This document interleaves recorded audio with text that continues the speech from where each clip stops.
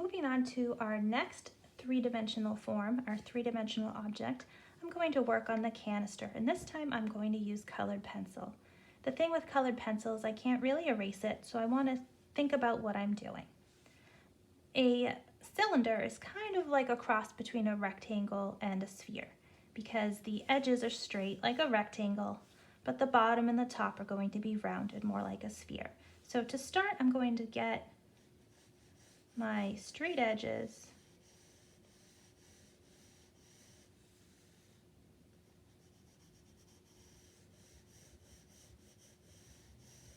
and I'm just doing these freehand. I could use a ruler if I felt like I wanted to use a ruler.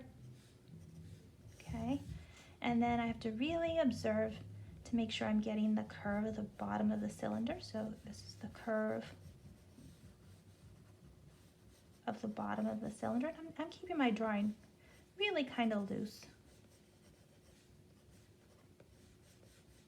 And a trick I use to try to get the bottom and the top to match is I just go back and forth over my first curve, and then I lift my pencil up and I kind of keep doing that same curving motion. And then when I get to the top, I'm more likely to get the same curve because my arm and my wrist, my hand, they've practiced making that curve. And then I'm looking to see how much of the top of the cylinder do I see.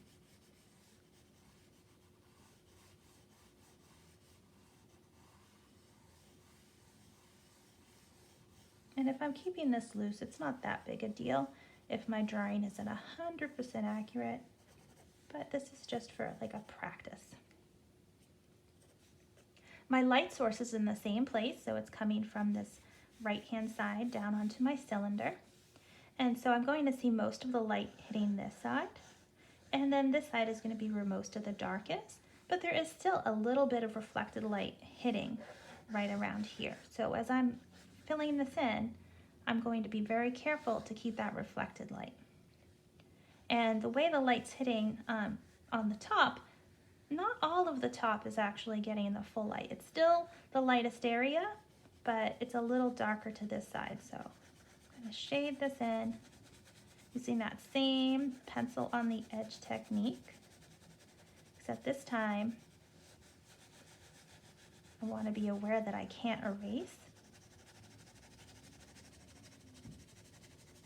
So I'm going to shade this all in, and I'm following the curve of the form, getting in my lightest shade. Just going really lightly. Okay, so again, this side is going to be the lightest, and then it's going to start getting a little darker. So I'm still following the shape, the form, the curve.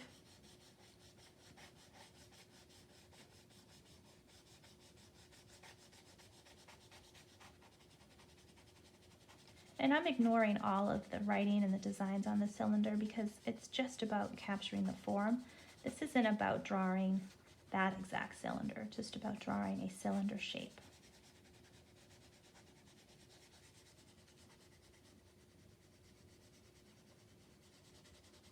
Now right here is where I'm seeing some reflected light, so I'm sort of skipping over that and going to the edge.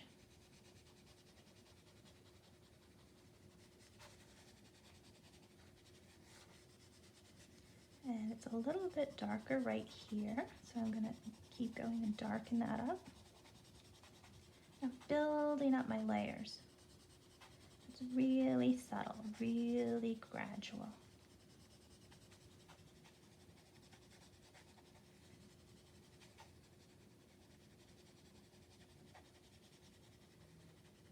Then it's really dark right on this edge. It's really kind of a solid dark edge that's going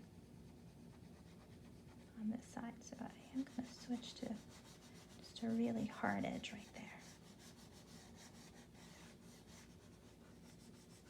Okay, so there's my cylinder, and it has a shadow just like the sphere did, so I can get the shape of that shadow. And again, just follow the direction of the table. It's a little bit lighter. Here there's the reflected light.